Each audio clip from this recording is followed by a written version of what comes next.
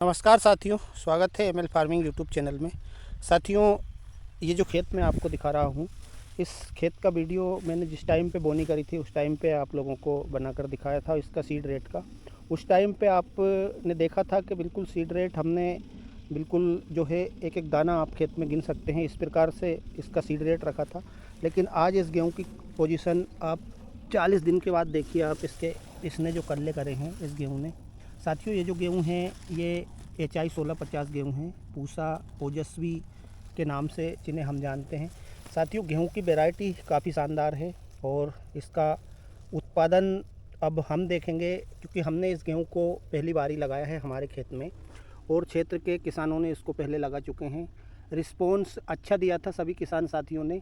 लेकिन मित्रों, जब तक हम अपनी ज़मीन में किसी भी गेहूँ को लगाकर, या कोई सी भी फसल हो, गेहूँ से ही मतलब नहीं है, जब हम हमारे खेत में लगा कर देखते हैं और उसका उत्पादन जब हम हमारी आंखों के सामने देखते हैं, तब जाके हमें भरोसा होता है। और साथियों, ख़ास तौर से मैं कोई सा भी गेहूं का बीज नया लाता हूं तो मैं जब तक उसको मेरी ज़मीन में लगा कर नहीं देखता हूं तो मुझे भरोसा होता नहीं है।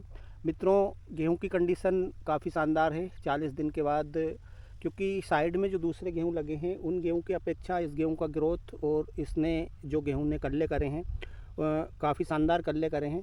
मित्रों, इसमें अभी जो है हम दूसरी सिंचाई लगाएंगे और उससे पहले हम इसमें खरपतवार नाशक दवा का स्प्रे कर रहे हैं। खरपतवार नाशक दवा में भी हम थोड़ा सा लेट हो गए हैं, क्योंकि हमें जो खरपतवार नाशक दवा रहती है वो हमेशा हमें हमारे गेहूं की फसल में 35 से 40 दिन के बीच में निपटा लेनी चाहिए। साथियों, 40वें दिन है इस गेहूं को और मैं इसमें खरपतवार नाशक दवा डालते हैं। होता क्या है, जब हम गेहूं की फसल में खरपतवार नाशक दवा 40 दिन के बाद डालते हैं, 45, 50, 55 दिन में जब हम खरपतवार नाशक दवा डालते हैं, तो साथियों निश्चित रूप से गेहूं का उत्पादन कम होता है, क्योंकि दवाई उस टाइम पे गेहूं में दूसरा नुकसान करती है। गेहूं की जो बालियां निकलती है वो बालियां टेढ़ी मेढ़ी निकलती हैं, या जो बालियां निकलती भी हैं तो उनमें कुछ घर जो हुम्बी में रहते हैं बाली में वो खाली रह जाते हैं, दाना ठीक से बन नहीं पाता है। इसलिए मैं किसान साथियों को बताना चाहता हूं कि यदि आप भी खरपतवार नाशक दवा डाल रहे हैं, आपके गेहूं में कोई सी भी दवा आप डालते हैं, या तो आप जौ वाली दवा डालते हैं, सरसों वाली दवा डालते हैं, या और भी गुल्ली डंडा वगैरह जिस प्रकार का भी खरपतवार रहता है उस प्रकार की दवा आप डालें गेहूँ में। और लेकिन 40 दिन से पहले पहले आप हर हाल में उस दवाई को निपटा दें, नहीं तो आपका गेहूँ उत्पादन उतना नहीं दे पाएगा जितना अच्छा आपको दिख रहा है गेहूँ। गेहूँ की पोजीशन जो दिखती है उस टाइम पे, क्योंकि खरपतवार नाशक दवा 40 दिन के बाद नुकसान करती है गेहूँ में। उत्पादन चाहे आपका 1 कुंटल एकड़ कम करे या आधा कुंटल एकड़ कम करे, लेकिन उत्पादन कम आता है गेहूँ में। और उत्पादन कम आने का विशेष कारण जो खरपतवार नाशक दवा रहती है वो ही रहती है साथियों, क्योंकि मैंने प्रैक्टिकल करके देख चुका हूँ, इसलिए आप लोगों को बता रहा हूँ। साथियों, वीडियो काफ़ी दिन से मैं डाल नहीं पाया था, कुछ परिस्थितियाँ ही ऐसी आ गई थी इसलिए। लेकिन अब मैं मित्रों रेगुलर वीडियो आपको दूंगा।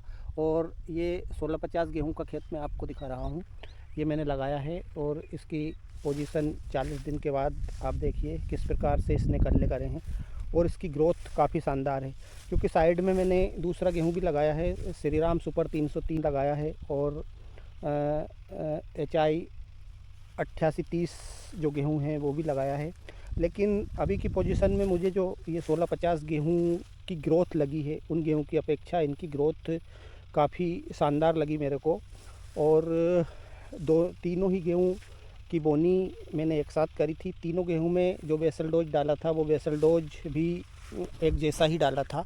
और अभी हमने जो यूरिया दिया है इसमें पहली सिंचाई में, वो भी हमने तीनों गेहूं में एक समान दिया है। लेकिन जो इस गेहूं की ग्रोथ मेरे को लगी वो काफ़ी अच्छी लगी। साथियों, अब मैं आपको उसी के साइड में जो गेहूं दिखा रहा हूं वो देखिए आप, जो श्रीराम सुपर का 303 गेहूं है, गेहूं वो भी काफ़ी शानदार है। मैं 3 से 4 साल से लगा रहा हूं उस गेहूं को, लेकिन इस गेहूं की अपेक्षा उसकी ग्रोथ कम है। अब आप ये देख सकते हैं, यहाँ से ये जो गेहूं है ये है ये 1650 और साइड में ये श्रीराम का 303।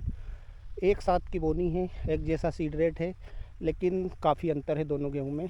इसकी ग्रोथ श्रीराम सुपर 303 की शुरुआत में मेरे को ऐसा लगता है कि इतनी अच्छी रहती नहीं है, लेकिन उत्पादन काफ़ी अच्छा रहता है 303 का भी। अब 1650 का उत्पादन मैं आपको इस बार दिखाऊंगा। आप इन दोनों गेहूं का, क्योंकि हमने साइड साइड में लगाए हैं, इसलिए लगाए हैं कि दोनों की हम कमी पकड़ सकें और दोनों में कौन से गुण अच्छे हैं वो पकड़ सकें, इसलिए मैंने एक ही खेत में दोनों गेहूं को लगाया है। अब मैं आपको इसका उत्पादन का वीडियो दिखाऊंगा। साथियों, वीडियो देखने के लिए आप चैनल को सब्सक्राइब कर लेना और बेल आइकन को प्रेस कर लेना, ताकि आपको मैं वीडियो डालूँ तो मिल जाए। और मित्रों, इसमें हम जो वाटर सोलेबल फर्टिलाइज़र्स के रूप में जो भी फर्टिलाइज़र्स मैं डालूँगा उसका वीडियो भी आपको बनाकर दिखाऊंगा। दोनों की मेहनत सेम रूप से करेंगे और फिर दोनों का उत्पादन दिखाऊंगा आप लोगों को। फिर आप लोग डिसाइड करना कि हमें कौन सा गेहूँ लगाना है। तो साथियों, आज के वीडियो में इतना ही।